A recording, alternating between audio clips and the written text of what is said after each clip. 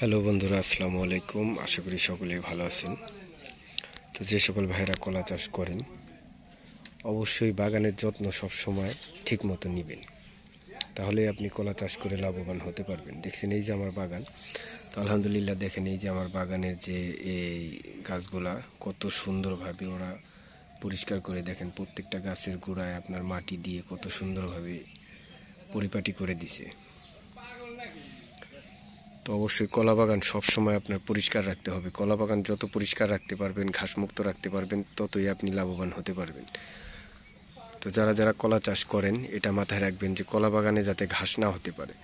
যত টাকাই খরচ হোক, যেভাবেই হোক, স্প্রে করে হোক, লেবার দিয়ে হোক, আপনি আগে আপনার ঘাসটাকে দমন করতে হবে। যদি ঘাস দমন করতে পারেন তাহলে আপনি কলা চাষ করে অনেক টাকা ইনকাম করতে পারবেন। দেখেন এই যে কত সুন্দরভাবে আমার বাগানে ওরা এই গাছগুলাতে মাটি দিয়ে পরিষ্কার করে দিছে।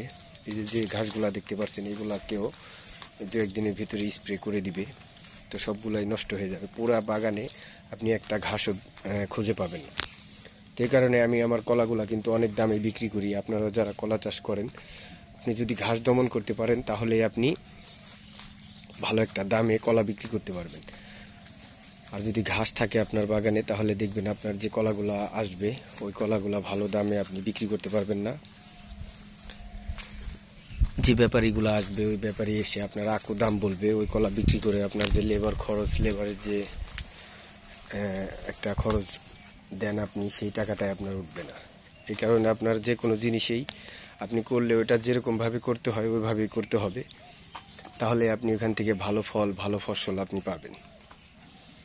আর কলা চাষ করে অনেক টাকা ইনকাম করা সম্ভব। যে সকল ভাইয়েরা বেকার ঘুরেন তাদেরকে আমি বলবো, ভাই বেকার না ঘুরে আপনি 2 লাখ 3 লাখ টাকা দিয়ে আপনি একটা জমিতে কলা চাষ করেন।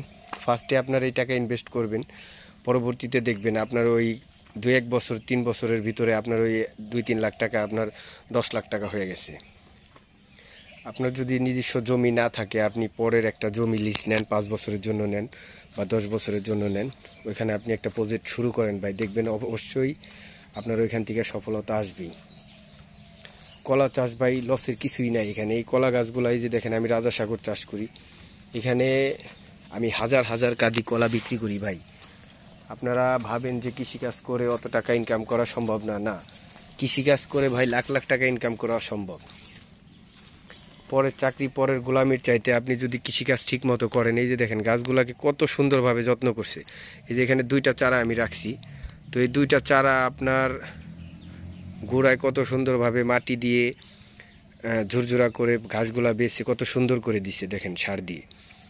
এরপরে আবার আমি এর চারপাশ দিয়ে গোবর ছিটিয়ে দিব। পরবর্তীতে এই গাছগুলা আপনার এত মজবুতভাবে বাড়বে আর বড় বড় এক একটা কাঁদি বের হবে। তো যারাই কলা বাগান করেন অবশ্যই আপনার গাছ এর গোড়া ঠিকমতো পরিষ্কার করে রাখবেন, আর ঠিকমতো সার টার দিয়ে যখন যেটা প্রয়োজন হয়, যখন স্প্রে করার দরকার হয় স্প্রে করবেন, তাহলে আপনি কলা চাষ করে লাভবান হতে পারবেন। তো সকলেই ভালো থাকবেন, সুস্থ থাকবেন। আসসালামু আলাইকুম ওয়া রাহমাতুল্লাহি ওয়া বারাকাতুহু।